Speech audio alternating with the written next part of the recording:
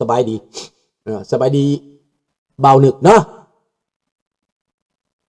ดังนั้นซอยกันพี่น้อง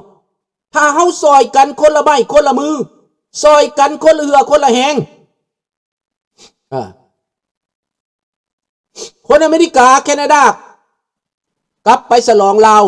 ครบรอบ50 ปีเฮาบ่ไปตอนนี้บ่มีทางเฮาบ่ได้ไปฉลอง50 ปีของความอับอายฉลอง50 ปีของความอับเฉาบ่มีไผไปดอกพี่น้องมีแต่พวกหมาจิ้งจอกนั่นแหละเชิญหมาจิ้งจอกไปเลยหมาจิ้งจอก4-5 ตัวที่ข้าพเจ้าเว้ามานะมี4-5 ตัวละหมาจิ้งจอกในอเมริกาในแคนาดาก็มี4-5 ตัวหมาจิ้งจอกพวกนี้แล่นเลียตีนคอมมิวนิสต์พี่น้องมีหมาจิ้งจอกตัวหนึ่งเอาทุ่งกาสร้างสามหัวโปกหัวอยู่หันอยู่แถวนั่นแหละแถววันโคเวอร์นั่นแหละยังรอถ่าอัฐิอยู่มัน address มันอยู่เดี๋ยวนี้นะเด้อผู้ใดประกาศผู้ใดฮู้เอา address ให้มันแน่ข้าพเจ้าจะส่งจดหมายเชิญมันบอกให้เด้อหมาจิ้งจอกตัวนั้นมันบ่มีหัวตีนไปนอนบ่หรือแนวใดก็เอาให้แน่หมาจิ้งจอกตัวนั้นขอกราบพี่น้องผู้ใดฮู้จักหมาจิ้งจอกตัวนั้นที่มันเอาทุ่งสร้างเสาหัวโปกหัวนั่นนะมันลี่อยู่ภายใต้ธงสร้างสามหัวเอาไว้ให้แน่เด้อมันทำท่าว่าเป็นต่อสู้แต่ว่ากัดคนต่อสู้กัดทหารของพระองค์นี่มันกัดทหารของพระองค์มันกัดนักรบของพระองค์แสดงว่ามันบ่แม่นพี่น้องมันสิถือสร้างสามหัวมันก็ปลอมมันก็เฟกเขาเรียกว่าเฟกไฟเตอร์แล้วก็สปายนะสปายมันเป็นสปายเป็นนักสืบเป็นนักสืบเป็นนักหลอกเป็นนักลวงเป็นนักการเมืองบ้องเด้อพี่น้องเข้าใจแล้วข้าพเจ้าบ่ได้เว้าซื่อดอกขี้เนียดจังไรบ่อยากเว้าถึงสื่อของมันเสนียดจังไรนั่นแหละมันเสนียดจังไรแนวบ่มีหาเว้าแนวบ่มีหาว่าใส่ความเอาที่อยู่ให้เด้อผู้ใดมีความสามารถข้าพเจ้าจะบินไปลงทะเบียนแล้วจะเอาจดหมายบินไปส่งให้มัน ฝากย่นไปก็ได้ดอกเนาะนั่นแหละลุงเคได้กล้องห้วยไร่คนเดียวก็สามารถรวมคนลาวในประเทศได้แล้วนะจะบินไปยามกล้องห้วยไร่ขั้นกล้องห้วยไร่หักคนลาวเด้อว่าเป็นยังลุงเคยไปเชียงใหม่รู้กล้องห้วยไร่ที่ไหนไปได้งึดบ่ล่ะงึดน้อแม่นบ่ท่านผู้เงินเอาเบิดประเทศไทยบ่แม่นแต่กล้องห้วยไร่เอาเบิดลุงเอาเบิดลุงสิเอาเบิด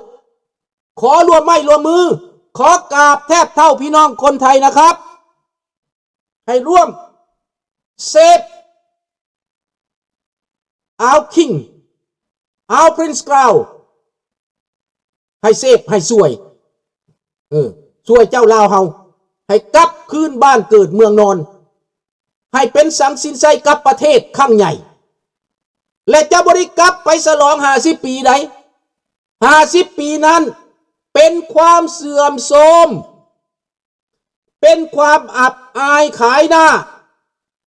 ไปทั่วโลกผู้แทนราษฎรของลาวแดงก็พูดเองคิดว่าบ่แม่นทางของประเทศลาวบัดมาเบิ่งใน YouTube โอ้ยรถเมล์ลาวตัวเองว่าซั่นหายไปทั่วโลกคนซ้ำเหนือก็ออกมาว่าแล้วคนบ่ได้แล้ว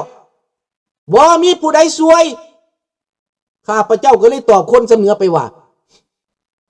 ลูกหลานซ้ำเหนือเสียงขวางพวกเจ้าไปเชิญเอามาจิ้งจอกมาครองเมืองแล้วพวกเจ้าเชิญเอามาจิ้งจอกมาแจกจ่ายอยู่ทั่วโลกนี้หมาจิ้งจอกเหล่านี้มันขี่ใส่โพนโทษเด้อพี่น้องเด้อ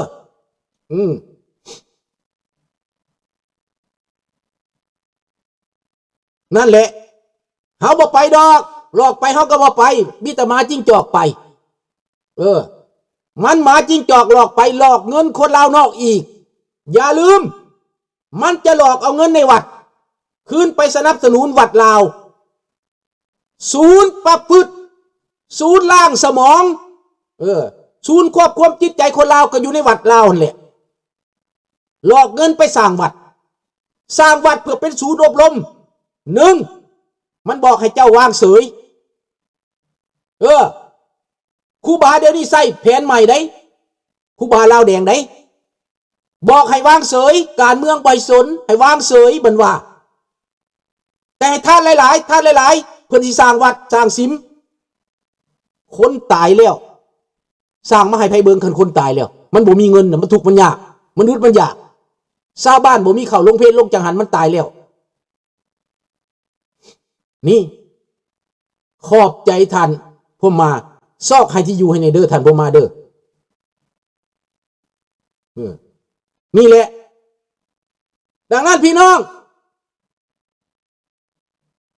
มันมีที่อยู่มีบ้านคักแน่บ่อยู่วันโคเวอร์นั่น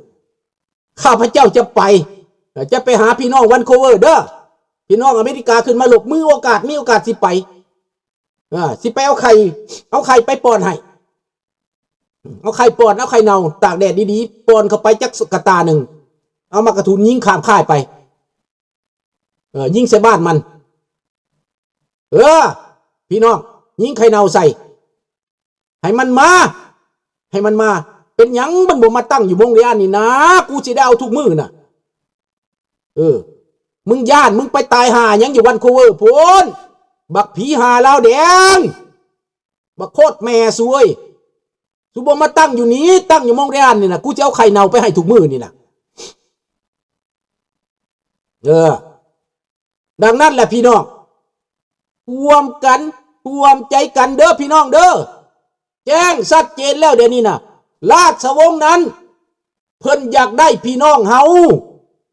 เพิ่นให้พวกเฮานี่รวมมือกันแล้วข้าพเจ้านี่สิเป็นปากเป็นเสียงบอกให้พี่น้องรวมตัวกันเป็นน้ำใจหนึ่งเดียวกันช่วยกันข้าพเจ้าคิดบ่พ่อแต่ก่อนนั้นมื้อวานนี้ไปเปิดกระเป๋าข้าพเจ้าคิดว่าเพิ่นแต่งตอนเพิ่นมาเท่านั้นไปเปิดกระเป๋าเบิ่งใบแต่งตั้งเพิ่นเขียนว่าไว้เนื้อเสือใจมอบให้ท่านสุนทราทำหน้าที่อย่างบ่อิดบ่เมื่อยจนถึงที่สุดจนได้รับชัยชนะไปอ่านเบิ่งหนังสือแต่งตั้งได้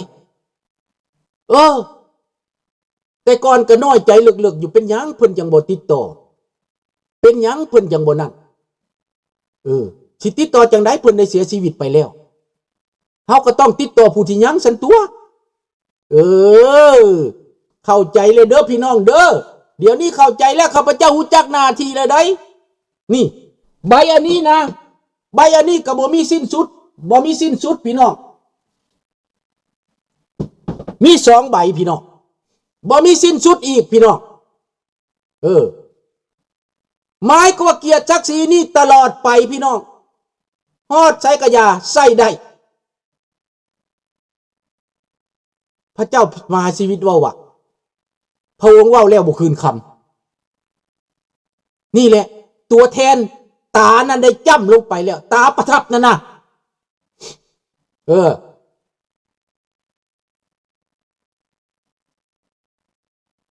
Call to Buddhist Temple in Vancouver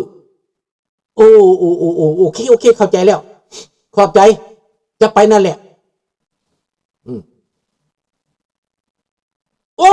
เข้าใจแล้วอาจารย์ก็เคยไปอยู่โอเคเข้าใจแล้ว thank you แล้วก็มีคนรู้จักอยู่แถวนั้นพอเรื่องวัดนี่ต้องหูแม็กซี่ thank you ตะกี้คืนบอกเนาะ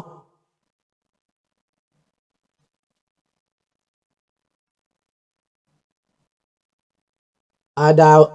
ว่าจังไดสู่ต่อคือมาด่าเจ้าขักเทะดูรอคือมันบ่เกี่ยวดอกมาจิ้งจอกนะค่อยบ่ได้ให้ความสำคัญในด่าก็ตามนะพอมือนึงเขาต้องจีกปากมันได้อยู่แล้วอันนั้นน่ะคนลาวทั้งประเทศน่ะจีกปากบักตุลอได้นะ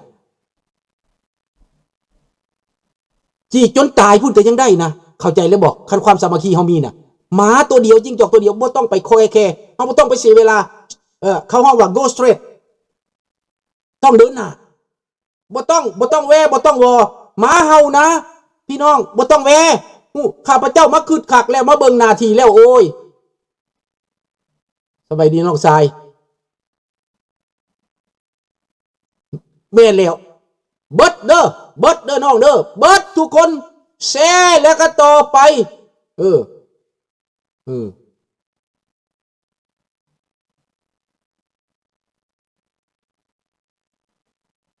หับส้มจากลาวเยอรมันเด้อขอบใจฝากไปถึงน้องหนุ่งเยอรมันลาวเยอรมันเมื่อก่อนข้าพเจ้าเข้าใจผิดลูกหลานกลับขึ้นมาหากันได้เด้อบ่เป็นหยังมันหนุนกันได้ทุกคนที่อยู่ในเยอรมันลูกหลานลาวที่ต่อสู้ลูกหลานลาวที่โตนมาจากประเทศเยอรมันตะวันออกนะรวมมือกันต่อไปประสานงานกันต่อไปเด้อขันอยากมาแคนาดามาลุงยังหลับอีกยังหลับพวกเจ้าอีกมาเด้อมาแคนาดาขอยสิพาเจ้าไปเที่ยวน้ำตกบ่ต้องเศร้ารถดอกรถของคอยมีหลับไปมาพวกเจ้ามีน่ะอยากมายามน่ะเด้อน้องนุ่งอยู่เยอรมันน่ะมา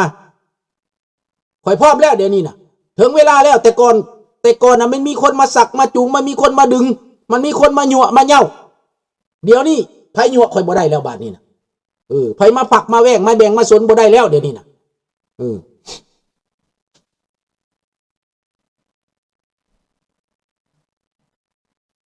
เจ้าขอบใจหลายๆเด้อขอบใจหลายๆพี่น้องทางเยอรมัน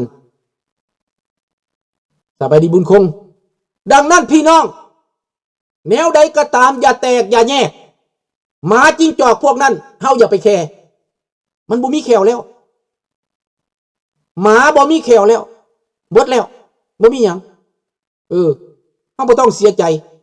ดังนั้นปฏิบัติตามหน้าที่เพื่อสนับสนุนพระองค์ต่อไปพวกเฮาพาเฮ็ดกองกฐินกับพระองค์เฮ็ดกองกฐินให้พระองค์กองทุนให้พระองค์ก็ได้แล้วแต่พวกเฮาจะเฮ็ดถามเพิ่นก่อนเพิ่นว่าพร้อมแล้วบ่สิรับกองกฐินนั่นเฮาเฮ็ดให้เพิ่นเนาะอันนี้แหละเฮาเฮ็ดให้วัดก็หลายแล้วต่อไปเฮาสิเฮ็ดกองกฐินให้พระองค์แม่นบ่ท่านผู้มาเฮ็ดกองกฐินให้พระองค์ทานให้วัดเฮาก็ทานมาหลายแล้ว100 ปีพันชาติก็ทานให้แต่วัดบาดนี้ข้าพเจ้าสิเฮ็ดกฐินให้พระองค์พาพี่น้องเฮ็ดกฐินให้พระองค์ส่งไปโดยตรงบอกให้พระองค์เปิดแอคเคาท์ไว้เลยเปิดแอคเคาท์ไว้เลยเฮ็ดกองกฐินให้พระองค์สบายดีประมาข้าพเจ้าจะคอนแทคให้เพิ่นเปิดแอคเคาท์และพวกเฮาบ่ได้ยากแอคเคาท์ก็บ่ยากเปิดกล้องเพิ่นโดยตรงเปิดอันนั้น GoFundMe ก็ได้เฮาสิบอกเพิ่นเปิดแต่ว่าเปิด GoFundMe มันได้ตั้งแต่50,000ซื่อๆเนาะให้เพิ่นเปิดแนวอื่นเฮาส่งเข้าไปเฮาซอยกองทุนหนุนพระองค์ต่อไปเฮาต้องเฮ็ดอันนี้น่ะพากันส่งเข้าไปข้าพเจ้าสิไปติดต่อหาวิธีซอยพระองค์ให้แข็งแรงแนวใดเดี๋ยวนี้เฮามีเหือแห้งแล้วแต่ก่อนเฮาจอยธรรมดาตอนจอยแม่นบ่ทันผู้มาตอนเฮาจอยนี้เฮาเฮ็ดหยังบ่ได้เฮาจอยเดี๋ยวนี้เฮาตุ้ยเฮาพีแล้วเฮาอยู่หลายปีแล้วท่านผู้มาได้บ่ทุกคนได้บ่พี่น้องลาวทั่วโลกได้บ่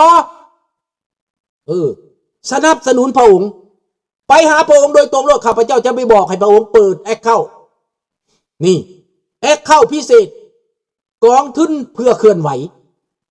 เป็นแอคเคาท์พิเศษนะนี่แหละพวกเขาต้องซอยพระองค์เด้อซอยจะถามเพิ่นจะถามคณะเพิ่นลุงโพประสานงานให้เด้อทั้งลุงโพบ่ได้เพิ่นอยู่เมืองฝรั่งอันนี้เพิ่นอยู่แคนาดาข้าพเจ้าจะประสานงานไปจะประสานงานไปเองได้เบิดทุกคนแม่นบ่ผู้อยู่ลาวผู้อยู่ไทยบ่ต้องเพราะว่ามันมีความจำเป็นบ่ต้องถ้าชัวอยู่พุ่นไปฮอดพุ่นผู้นั้นซอยแต่ว่าอยู่เมืองนอกนี้เซินเบิดทุกคนเด้อเบิดที่ว่าผู้ใดถือว่าตัวเองเป็นลาวไหว้วานเบิดทุกคนที่ว่าเป็นลาวขอกราบแทบเท่าพวกท่าน